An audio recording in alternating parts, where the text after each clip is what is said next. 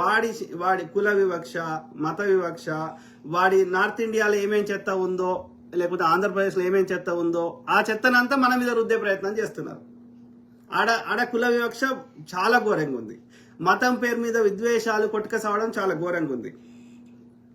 మీరు వండి యూపీ యొక్క నార్త్ ఇండియాలో ఇంతో అంతో కొంత చైతన్యం గల ప్రాంతాలు అంటే ఈ యొక్క బెంగాల్, అప్పటి ఉమ్మడి బెంగాల్ అంటే ఇప్పుడున్న బీహార్ కానీ లేకపోతే ఈ యొక్క ఏమంటారు వెస్ట్ బెంగాల్ కానీ. ఓకే, సో ఈ ప్రాంతాలు కొంత చైతన్యం ఉన్నాయి. అన్నదమ్ముల లెక్క అన్ని మతాల వాళ్ళు కలిసిమెలిసి ఉంటున్నారు.